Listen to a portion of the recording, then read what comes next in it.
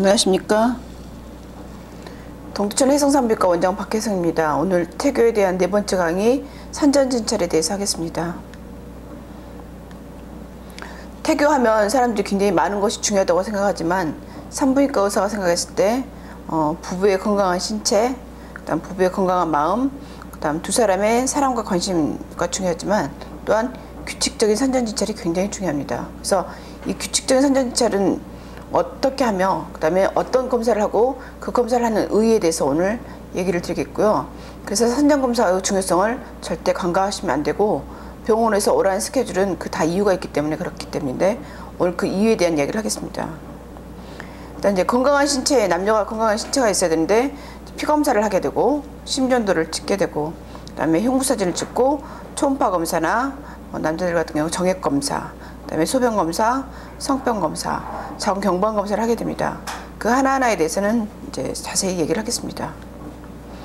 규칙적인 산전진찰을 하면 보통 임신 초기에는 유산기가 있으면 일주일 간격으로 보기도 하지만 보통 2주에서 4주 간격으로 진찰을 하다가 12주부터 28주까지는 한 달 간격으로 보고 28주에서 36주까지는 2주 간격으로 보다가 막달에는 일주일 간격으로 진찰을 합니다. 임신 중에 하는 그 검사 중에서 가장 중요한 것은 이제 초기 검사인데 그때 이제 풍진이라든가 매독 같은 것이 있는지, 왜냐하면 그거는 초기에 봐서 이상이 있을 경우 미리 교정을 하거나 상담을 해야 되기 때문에 반드시 임신 초기에 해야 되는 검사입니다.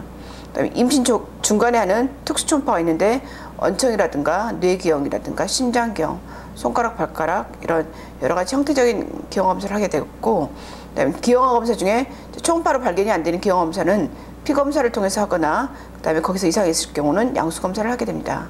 그다음에 임신성 당뇨검사하고 분만하기 전에 하는 막달검사를 하게 되겠습니다. 임신은 일단 생리가 한번 빠지면 소변검사를 하거나 초음파를 통해서 임신을 알게 되는데, 만약에 12월 20일 생리를 했다 그러면 1월 20일이 되는데 생리를 안 한다 그러면 그때가 사주라고 표현을 합니다. 그러니까 생리가 한 번 빠지면 사주고 그 다음에 일주일이 더 지나면 5주라고 하는데, 이렇게 임신 4주에서 5주 사이에 초음파를 보면 임신낭이나 난항이 보입니다. 보통 배란이 지난 다음에 2주가 지나면 사주라고 표현하는데, 배란 지나고 7일이 되면 벌써 뇌세포가 생기기 시작합니다. 그래서 보통 임신 전부터 임신 초기, 특히 12, 13주까지는 엽산을 복용하라고 꼭 권유를 합니다. 만약에 습관성 유산이나 계류 유산이 과거력이 있을 경우는 이때부터 치료를 하지 않으면 이미 6주가 지나서 심장이 뛰어야 할 시기에 심장이 뛰지 않으면 치료 시기가 이미 늦는 거죠. 그리고 현재 이제 만약에 임신을 확인했는데 복용하고 있는 약이 있거나 다른 질환이 있을 경우, 그럴 때 산부인과 의사와 그 다음에 담당 내과 의사나 본인이 다니고 있는 주치의하고 상담을 해서 앞으로 그 약물 치료는 어떻게 하실 것이며, 치료를 하고 있거나 주사를 맞고 있을 경우 임신 중에 그걸 계속 할 것인지 아니면 분만 후에 할 것인지 결정을 해야 합니다. 여기 보면 임신 4주에 이렇게 조그맣게 그냥 동그라미로 보이게 되고, 임신 5주가 되면 이렇게 난황이라고 하얀 동그라미가 보입니다. 이게 임신 4주, 5주의 초음파 소견입니다. 임신 6주하고 7주는 마지막 생리로부터는 6주, 7주지만 배란이로부터는 4주에서 5주 사이인데, 일단 6주나 7주가 되면 태아에 심음이 들리기 시작합니다. 이 심장 소리가 임신의 예후에 굉장히 중요합니다. 6주에서 7주 사이에 심장이 들리느냐 안 들리느냐에 따라서 기혈유산을 우리가 진단하게 됩니다. 그래서 이때는 장기 여행이나 스트레스, 과도한 운동을 피하는 게 좋고, 유산기가 없다고 하면 성생활은 가능합니다. 임신 6주 소견 보면 이렇게 도플러를 봤을 때 심장이 뛰는 것이 보이고, 임신 7주가 되면 1cm 정도 되고 약간 애기 형체가 보이기 시작합니다. 초기의 산전검사가 이제 굉장히 중요한 검사 중에 하나인데, 우리가 검사하는 이유가 다 있습니다.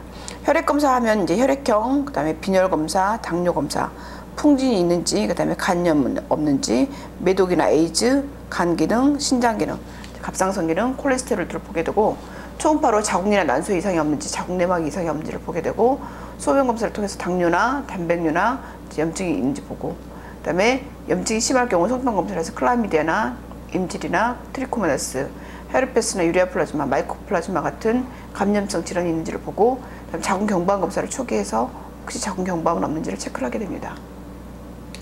혈액형 검사를 하게 되면 우리가 간과하기 쉬운데, ABO, A형인지 B형인지 O형인지 AB형인지를 보고 RH-형인지 RH+형인지를 봐서 미리 보는데, 옛날처럼 많지는 않지만 지금도 혈액형을 잘 모르고 있는 경우가 많습니다. 그래서 혈액형 검사를 초기 하고, 이제 나중에 분만할 때 그 빈혈이 너무 심하거나 출혈이 심할 경우, 혈액형을 모를 경우 갑자기 피를 줘야 되는 상황에 굉장히 당황을 하게 됩니다. 그래서 혈액형을 초기에 검사하는 것이 중요한 검사 중에 하나고, 이제 빈혈 검사를 하게 되는데 그 피라는 게, 우리가 빈혈이라는 게 생각보다 중요합니다. 만약에 정상보다 낮을 경우 빈혈이라든가 다른 출혈이라든가 이런 것들 생각할 수 있고, 이제 다른 질환, 그 다음에 백혈구가 많을 경우나 적을 경우, 그 다음에 혈소판이 적거나 많을 경우를 다 CBC라고 하는 검사를 통해서 확인을 하게 됩니다. 특히 이제 빈혈 수치는 우리 몸에는 정상적으로 5리터 피가 있습니다. 근데 임신을 하게 되면 애가 자랄 때 엄마의 피를 가져가거나 헤모글로빈을 가져가게 돼서, 만약에 임신 전하고 똑같이 식사를 하거나 섭취를 하게 되면 아이가 가져가는 것 때문에 엄마가 상대적으로 빈혈이 생깁니다. 근데 이 빈혈이 생길 경우는 혈액순환에 문제가 생깁니다. 그래서 엄마가 정말로 건강한 아이를 낳거나 머리가 좋은 아이를 낳고 싶으면 피가 충분해야 됩니다. 특히 헤모글로빈이 충분해야 되는데, 이 헤모글로빈 역할이 산소를 운반하거나 영양분을 운반하는 역할이 있기 때문입니다. 그래서 빈혈은 굉장히 중요하고, 그다음에 이제 당뇨 검사를 하게 됩니다. 특히 옛날에는 140까지 했는데 요즘에는 100이나 110을 당뇨로 이제 정하는데, 특히 가족력이 있는 경우 당뇨 검사를 해서 만약에 당뇨가 의심되거나 당뇨가 있을 경우는 임신 중에 그러니까 인슐린으로 치료를 하지 않으면 아기가 기억률이 높아지고 너무 거대아가 태어나게 될 수 있습니다. 그래서 임초기 하는 검사고, 풍진인데 실은 우리가 풍진을 잘 모르는데 풍진은 마치 감기처럼 지나갑니다. 그래서 미열이 나거나 피부에 발진이 있거나 림프절이 커지거나 이제 보통 저절로 낫게 됩니다. 그래서 임신 중에 특히 임신 초기 13주 이내에 풍진이 감염돼도 엄마가 모르고 지나갈 수가 있는데, 만약 엄마가 풍진에 감염될 경우 태아에게 전염이 되면 태아는 선천성인 심장병이나 백내장, 청력이 손상되거나 정신지체 등의 여러 가지 기형이 생기는데, 그렇게 여러 가지 생기는 것을 선천성 풍진증후군이라고 하는데, 이거는 치료가 불가능합니다. 그래서 임신 초기에 풍진에 감염되지 않도록, 특히 첫 아이가 유치원에 있을 경우 아이들이 유치원에 가서 풍진에 잘 걸려갖고 오기 때문에 엄마가 그 아이로 인해서 감염되기가 쉽습니다. 그리고 어렸을 때 풍진에 대한 주사를 안 맞았을 경우, 풍진 항체가 없을 경우는 풍진에 감염이 되면 특히 임신 13주 이전에 선천성 풍진증후군을 일으킬 수 있고 애기한테 여러 가지 기형을 일으킬 수 있기 때문에, 만약에 풍진 항체가 임신 전에 검사했는데 없을 경우는 반드시 임신 전 3개월 전에 풍진 주사를 맞고 3개월간 피임을 한 다음에 임신을 하는 게 좋습니다. 점원 미지스라 했고 이렇게 발진 형태로 있기 때문에 만약에 풍진 항체가 있으면 이렇게 주사를 맞는 게 좋죠. 우리나라는 B형 간염이 상당히 많다 그러고 한 10%라고 또 얘기를 하는데, 만약에 엄마가 간염 보균자일 경우, 만약에 태어난 아기한테 간염에 대한 주사를 2가지를 놓지 않으면 엄마한테서 아기한테로 B형 간염이 전염이 됩니다. 그럴 경우 아이가 그 간염에 감염됐을 경우 나중에 그 간경화나 간암을 갈 확률이 굉장히 높습니다. 그래서 엄마가 간염이 있느냐 없느냐가 중요하고, 특히 B형 간염일 경우 헤파타이티스 E 엔티젠이라고 하는 검사를 해서 만약에 감염성이 있으면 수유도 고려를 해봐야 합니다. 그리고 이제 C형 간염이 요즘 흔하진 않지만 C형 간염이 있을 경우는 태아한테 수직 감염이 가능하기 때문에 분만할 때, 자연 분만할지 제왕절개를 할지 반드시 막달에 검사를 해서 우리가 결정을 해야 됩니다. 이제 매독이 흔한 병은 아니라고 하지만 요즘 또 증가하고 있는 질환이라고 하는데, 옛날에 그 왕이나 예술가들이 굉장히 많이 걸렸던 질환인데, 매독을 임신 초기에 검사해서 만약에 매독균이 양성이다. 근데 보통 본인이 모르고 감염이 되어 있는 경우가 많기 때문에 이럴 경우 임신 16주 이전에 치료를 하지 않으면 그 태아한테 매독균이 감염이 되는데, 그것도 풍진만큼 위험한 질환입니다. 이것은 질이나 항문, 구강성교를 통해서 감염이 되고 매독 성체에 직접 닿으면 감염이 되는데, 임신 기간 동안에 아이를 감염시킬 수 있고, 만약에 그럴 경우 애가 뱃속에 사산되거나 출산 후에 곧바로 숨질 가능성이 있기 때문에 어쨌든 아무런 치료를 받지 않은 아이는 발달 지연이나 발작 또는 사망할 수 있어서 굉장히 매독에 감염됐을 경우 위험한 질환입니다. 그래서 이제 매독 검사는 우리가 VDR1이라고 하는 피검사를 통해서 확인을 하는데, 선천성 매독이 의심될 경우는 애기 피검사를 했는데, 애기 피검사는 엄마 피검사하고 좀 다르게 검사를 해야 되고, 만약에 애기가 양성으로 나오면 바로 치료를 들어가야 합니다. 보통 매독은 매독 1기일 경우는 주사 한 번으로 치료가 되지만 그 이후 경우는 일주일 간격으로 한 서너 번 정도 주사를 맞게 되면 되고, 가장 효과적인 치료가 이제 페니실린, 벤자신 페니실린이라고 하는 주사인데 일주일 간격으로 엉덩이 주사를 맞게 됩니다. 만약 혹시 페니실린 부작용이 있으면 뭐 독시사이클린이나 테트라사이클린을 쓰게 됩니다. 우리나라는 에이즈는 그렇게 흔하지 않지만 에이즈나 이것도 우리가 초기에 하는 검사 중에 하나입니다. 에이즈가 있을 경우는 당연히 아이한테 굉장히 위험한 질환이죠.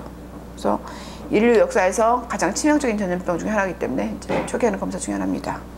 그다음 이제 간 기능 검사를 하게 되는데, 간 기능 검사는 이제 간의 상태를 반영하는 지표인데, 이 간 기능이 우리가 간이 몸에서 해독 작용을 하고 그다음에 혈액 응고하는 작용을 합니다. 그래서 만약에 간 기능이 손상이 됐을 경우, 간 세포가 손상이 됐을 경우는 분만할 때 지혈이 잘 안 됩니다. 그래서 임신 중에 간 기능은 굉장히 중요하죠. 그래서 여러 가지 간 기능을 해서 미리미리 어떤 위험이 있을 경우는 치료를 하게 됩니다.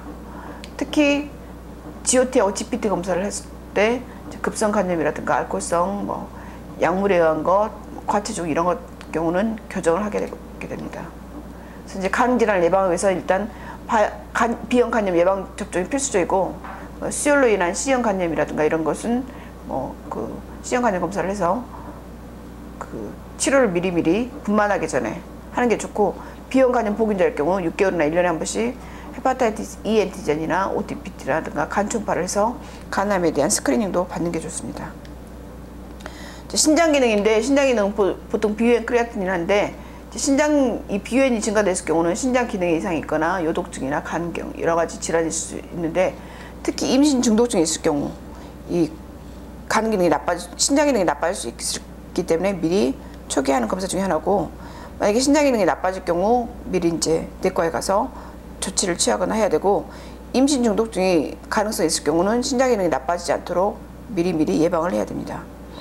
그다음 이제 갑상선 기능 검사는 옛날에는 별로 많이 하지 않던 검사인데, 갑상선은 우리 아담스 애플이라고 이 앞에 있는 건데 우리 몸에 대사 작용을 합니다. 근데 임신 중에 갑상선은 엄마 갑상선 기능 항진증이나 저하증일 경우 태아한테 그대로 그 호르몬이 전달이 되는데, 태반을 통해서 만약에 태아가 갑상선 기능 저하증일 경우 나중에 초등학교 갔을 때 그걸 모르고 놔뒀을 경우 지능이 떨어진 아이가 태어날 수도 있고, 엄마가 갑상선 기능 항진증일 경우 그로 인해서 뭐 사이로톡시코시스라고 하는 이제 상태가 될 수 있는데, 그게 이제 스트레스 받거나 갑자기 응급제왕절개를 해야 될 경우인데, 맥박이 140회까지 올라가면서 조절이 안 되는 상황이 벌어질 수 있기 때문에 미리 엄마가 갑상선 상태를 알게 되면 우리가 미리미리 마취과 선생님하고 의논해서 선 조치를 하면 그렇게 위험한 상황까지 가지 않아도 됩니다. 그래서 갑상선 기능 검사도 초기에 해야 되는 검사 중에 하나고, 만약에 엄마가 갑상선에 문제가 있을 경우는 내분비 내과에 가서 갑상선에 대한 치료를 미리미리 하게 됩니다.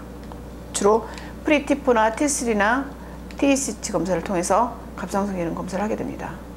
그래서 선천성으로 태아가 갑상선 기능 저하증일 경우는 선별 검사를 해서 미리 태어난 다음에도 1개월 이내 치료하면 정신 지체를 막을 수가 있습니다. 그래서 지금 현재 우리나라에서는 모든 신생아한테 선별 검사로 갑상선이라든가 페닐케토뉴리아 검사를 시행하고 있습니다. 콜레스테롤이 있고 그 중성지방인데, 콜레스테롤이 정상보다 높다는 건 240 이상, 그 다음에 HDL 콜레스테롤은 40 이하여야 되고, LDL 콜레스테롤은 100 이상일 경우는 높다고 하는데, 중성지방 200 이상, 콜레스테롤이나 중성지방이 높을 경우는 피가 끈적끈적하기 때문에 엄마의 혈액순환이 안 되거나 또 간혹은 협심증이라든가 심근경색을 일으킬 수 있기 때문에 임신 중에 음식 조절을 하게 됩니다.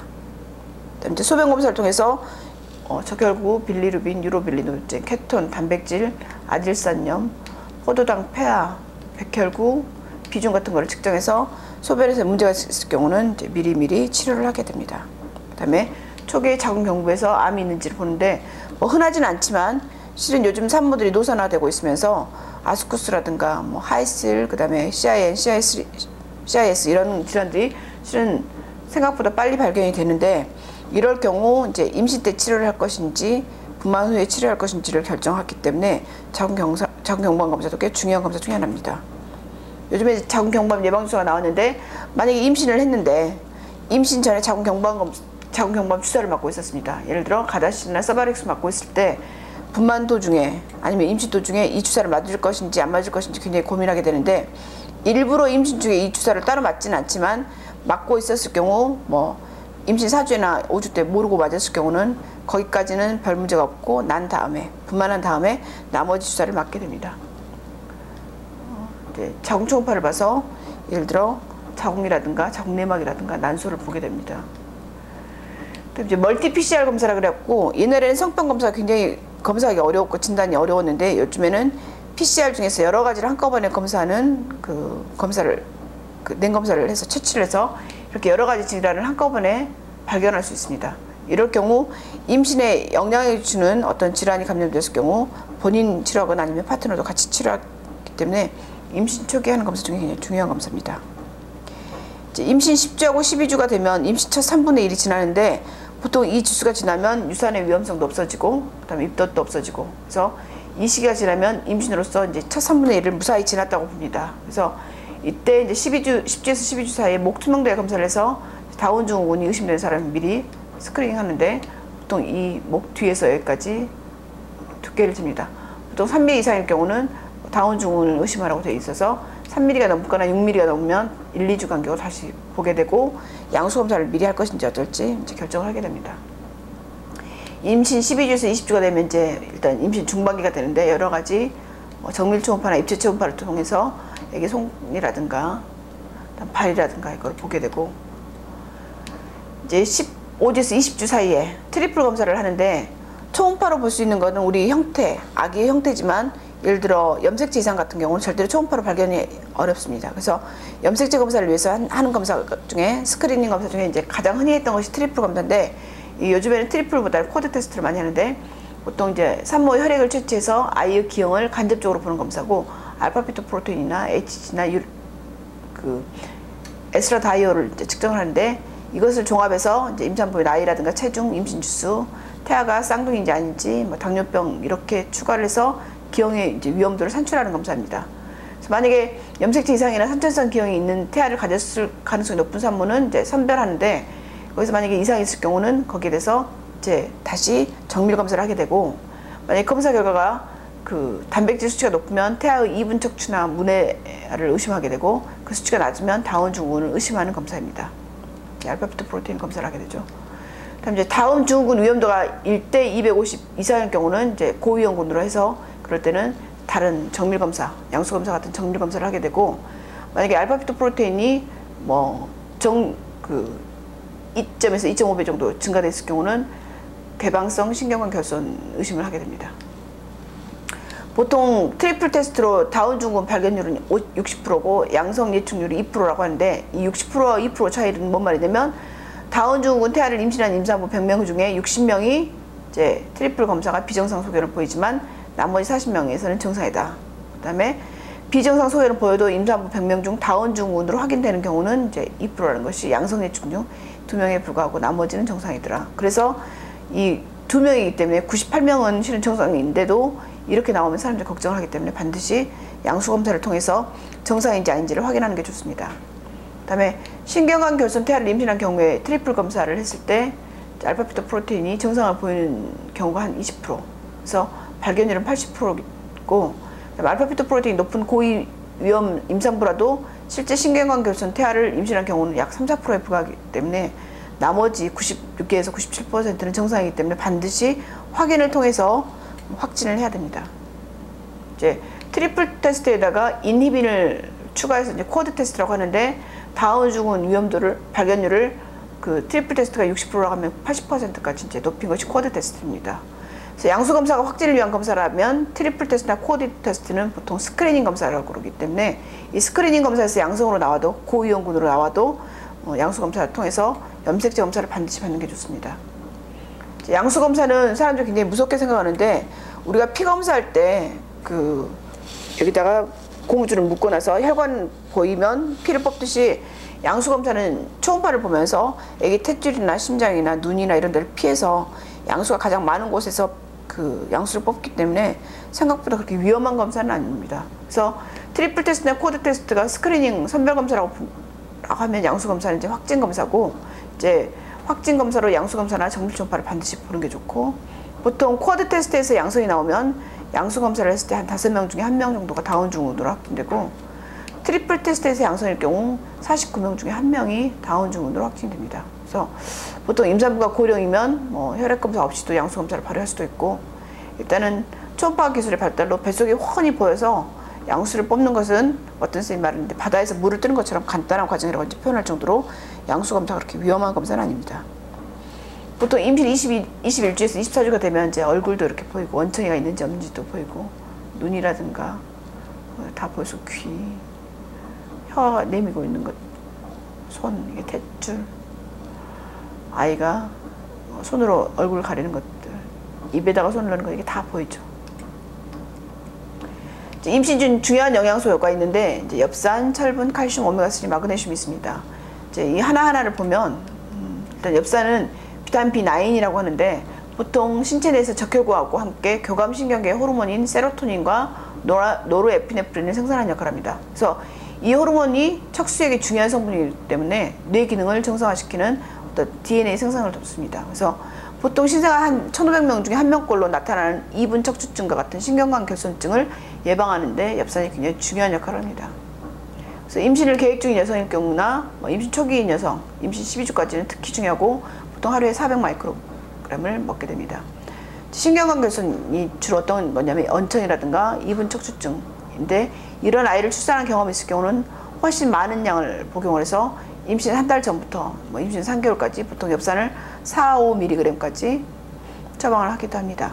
그다음에 임산부가 보통 엽산 섭취 신경 써야 하는 이유는 보통 음식을 통해서 공고량만큼 충분하게 섭취하기 어렵기 때문이라고 하기 때문에 보통 임신 초기에는 본인이 잘 먹는다고 하더라도 엽산을 따로 드시는 게 좋습니다.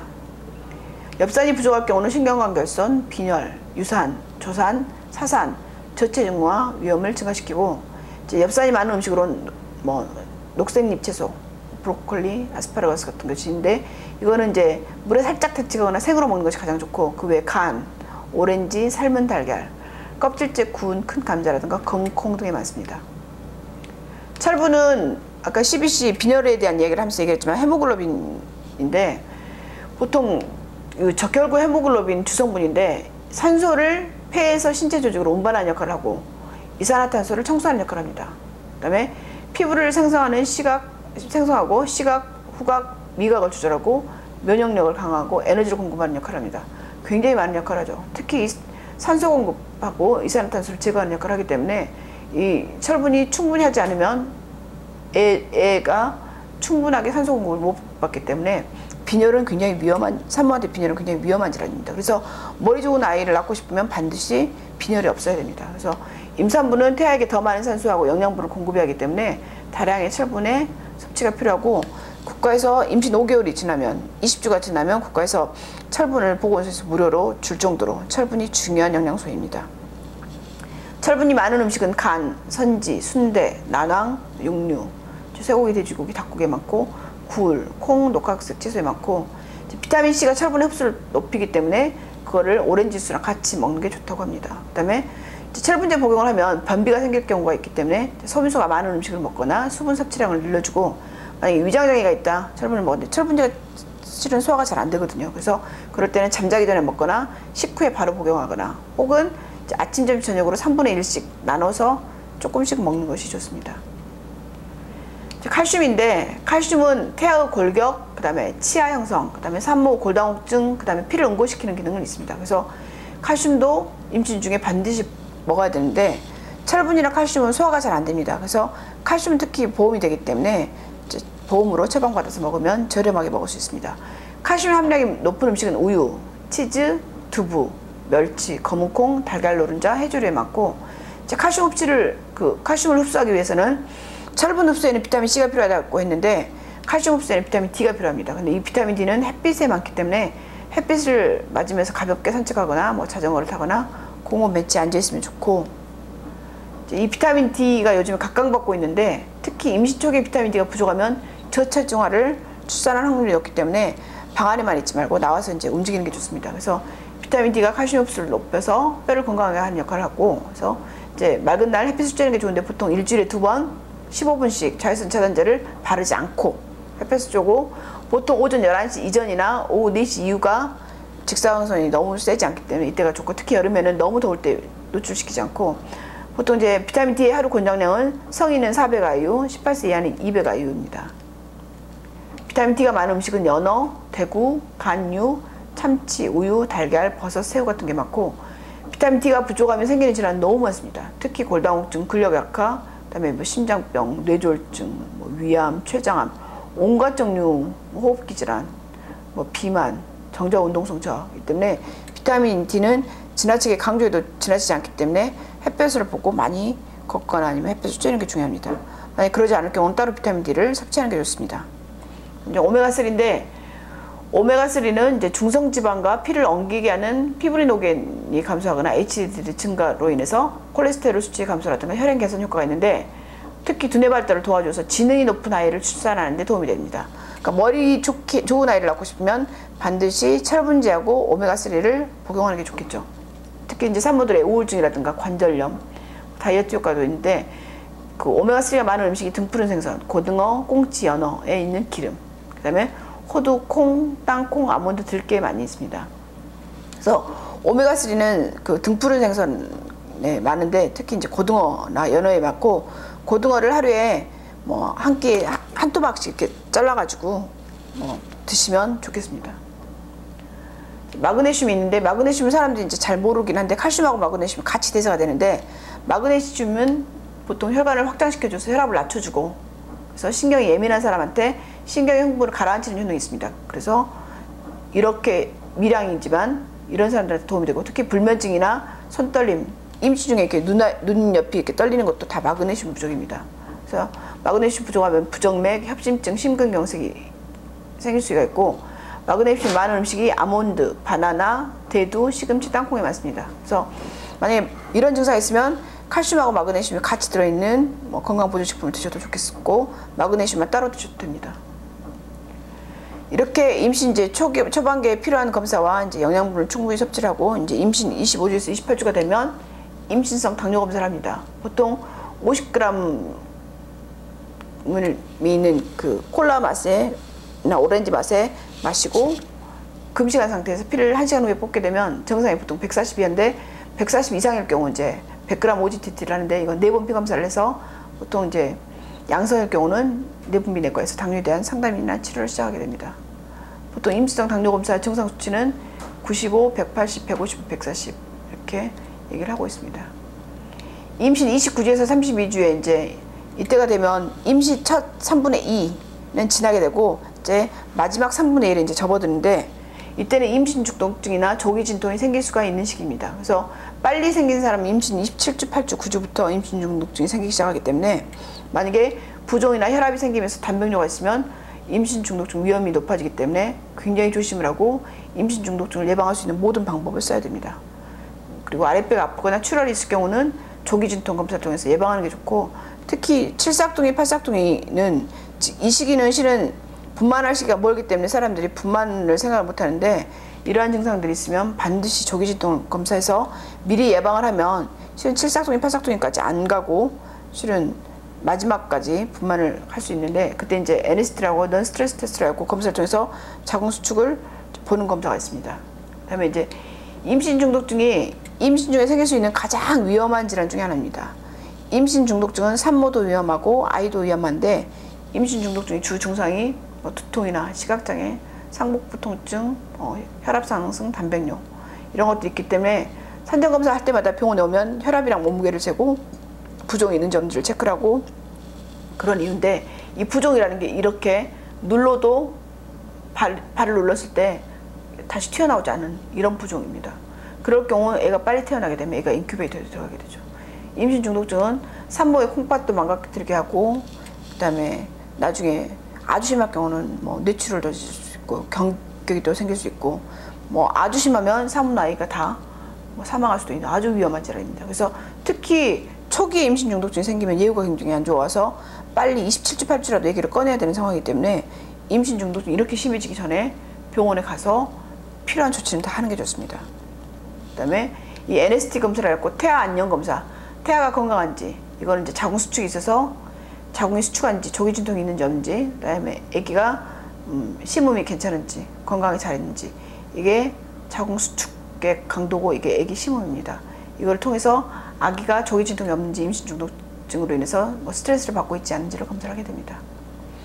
임신 33주에서 36주가 되면 이제 임신 9개월인데 이때는 자연분만할 수 있을지 제왕절개를 해야 될지 태아 위치나 크기가 어떤지 태반은 어떤지 양수의 양이나 골반의 상태를 체크해서 이제 이런 것들을 결정하게 되고 막달 검사를 해서 분만할 때 위험도 분만할 때 이 사람이 뭐 혹시 만약에 응급수술을 하게 될 경우 괜찮은지 분만한 다음에 지혈은 잘 될 건지, 분만의 스트레스를 잘 버틸 만큼 심장이나 폐가 괜찮은지, 빈혈이 심해서 분만한 다음에 수혈을 해야 될 정도로 심하지 않은지를 미리 다 측정을 해서 이제 미리 분만 시 준비를 합니다. 그리고 마취과 선생님하고 미리 그 사람에 대해서 상담을 하고 만반의 준비를 하게 됩니다. 그래서 빈혈이 심하면 미리 빈혈을 교정하고, 심장에 무리가 있으면 내과에 의뢰를 해서 어떻게 할 것인지, 무슨 치료를 해야 될 것인지, 스트레스를 피하기 위해서 가족에 어떤 도움을 줘야 될지, 산모는 어떻게 행동해야 될지를 이제 알려주게 됩니다. 보통 임신 중에 이제 전치태반이 만나게 있다. 태반이 애기 머리를 막고 있는 경우인데, 전치태반이 있을 경우는 자연분만을 못하고 제왕절개를 할 가능성이 있기 때문에 태반의 위치도 확인하고, 빈혈인지 아닌지, 빈혈이 있을 경우 미리, 요즘에는 이제 수혈 대신 월 유래하는 빈혈 주사가 있기 때문에 이런 걸 미리 하거나, 먹는 비닐약을 좀 늘리거나, 그다음에 간이 보통 지혈하는 역할을 하기 때문에 간 기능이 괜찮아서 분만할 때 지혈이 잘 될 건지 확인하고, 심전도 검사를 해서 엄마의 심장이 아기를 분만할 정도로 건강한지, 그다음에 엑스레이를 찍어서 혹시 응급수술을 하게 되거나 그럴 때 폐 기능이 괜찮을지, 그다음에 이제 혈액 응고 검사를 해서 출혈 시간을 체크를 합니다. 그래서 지혈이 잘 될 건지, 이렇게 귀에서 피를 찔러서 지혈이 되는 시간을 보고, 그다음에 클로팅 타임, 잘 피가 응고할 건지를 보는데, 보통 손가락에다가 찔러서 잘 지혈이 되는지 보는 검사를 하게 됩니다. 그다음에 이제 콜레스테롤의 중성지방이 임신 초기에도 한번 검사하지만 막달에, 만약에 콜레스테롤 중성지방이 너무 높을 경우 이제 고지혈증으로 진단하는데, 이 고지혈증이 있으면 혈액순환에 문제가 생겨서 아이가 자라는데도 문제가 생길 수가 있지만, 특히 이제 고혈압이라든가 임신 중독증이라든가 아니면 협심증이나 양수색전증 이런 것들 때 원인이 될 수 있기 때문에 음식 조절을 시키고 생선 오일을 먹게 하고 오메가3를 섭취하게 되고, 그다음에 이제 고지혈증을 좋아지기 위한 식습관이라든가 운동, 건강 보조식품 등도 이제 상담을 해주게 됩니다. 그다음에 이제 요즘에 하는 검사 중에 그룹 B 스트랩토코커스라고 하는 건데, 이게 흔하지는 않지만 신생아 생명에 굉장히 위협이 되고 출산 첫 주에 심각한 감염을 일으키는 주요 원인균이고, 만약에 이런 균이 있을 경우, 양수가 파열됐을 경우 애기 뇌성마비의 원인균도 되기도 있습니다. 그래서 그룹 B 스트랩토코커스 감염이 있는 산모한테는 적어도 출산 전이나 출산 2시간 전에 항생제를 정맥 주사를 놓고 분만 중에도 4시간마다 주사를 맞는 것이 아이가 감염되지 않도록 할 수 있습니다. 그래서 보통 페니실린 투여를 하는데, 이제 산모하고 태아한테 안전하고, 만약에 혹시 페니실린 알레르기가 있을 경우 다른 약으로 이제 바꾸게 되고, 보통 그룹 B 스트랩토코커스에 감염된 아이들은 태어난 다음에 끙끙 앓는 소리를 하거나 젖을 잘 먹지 않거나 혹은 혼수 상태나 칭얼거리거나 저혈압이 있거나 고혈이 있거나 저혈, 호흡 이상이나 심박수 이상을 보이기 때문에 이럴 경우 그룹 B 스트랩토코커스에 의심을 하고 빨리 치료를 해야 됩니다. 이제 막달이 됐습니다. 아기 낳을 날짜가 됐는데, 그동안 이제 잘 지내서 드디어 이제 막달까지 무사하게 이제 오신 분들은 이제 언제든지 분만할 상황이 되고, 이 정도면 잘 오셨는데, 이럴 때이기 때문에 분만이 생기면 병원에 갈 준비를 미리 이제 쌓아놓고, 분만이 진통이 있으면 병원에 전화해서 이제 의료진하고 얘기를 해서 지금 갈 건지 조금 더 갈 건지 의논하게 되죠. 특히 이제 이 시기에는 헤르페스가 만약에 질 주위에 생겼다 그러면 제왕절개 수술이 필요하기 때문에, 막달에 질 주위에 뭐가 헐었거나 입 헐듯이 허는 게 헤르페스인데, 그럴 경우는 반드시 산부인과 주치의한테 말을 해야 됩니다. 만약에 헤르페스에 감염이 됐는데 양수가 파열됐을 경우 24시간 안에 분만을 하지 않으면 아이한테 굉장히 치명적입니다. 그래서 미리 의료진에게 전화를 해서 안내를 받게 되는 게 좋고, 혹시 이제 산모 중에 제왕절개를 해야 되는 경우는, 만약에 본인이 배가 이제 제왕절개 날짜를 잡아놨는데 미리 진통이 생길 경우 미리 금시간 상태로 병원에 전화를 하거나 병원에 방문하는 게 좋습니다. 왜냐하면 수술을 하게 되면 적어도 8시간 금식이 되지 않으면 먹은 음식이나 이런 것이 토하면서 기도로 갈 수 있기 때문에 위험하기 때문에, 제왕절개 수술을 해야 되는 경우는 반드시 그 진통이 있으면 약간 밥을 굶고 있다가 병원에 전화해서 안내를 받는 게 좋습니다. 일단 이제 산정검사에 대한 얘기를 했고요. 이렇게 산정검사를 잘 하는 것이 여러분들한테 태교보다 더 중요합니다. 그래서 여러분들이 이상이 있거나 그러면 항상 주치의쌤하고 의논하시고, 저희들도 또 산모나 뱃속의 아이를 계속 체크를 해야지 그 다음에 플랜을 짤 수가 있습니다. 산정검사의 중요성은 지나치게 강조해도 지나치지 않기 때문에 꼭 산정검사를 받고, 오늘 이 받은 것에 대해서 이제 숙지하시고, 여러 가지 그 태교만큼 중요합니다. 먹는 음식, 생활습관, 그 다음에 본인의 피검사 결과에 대한 어떤 치료 도움이 되기를 바랍니다. 감사합니다.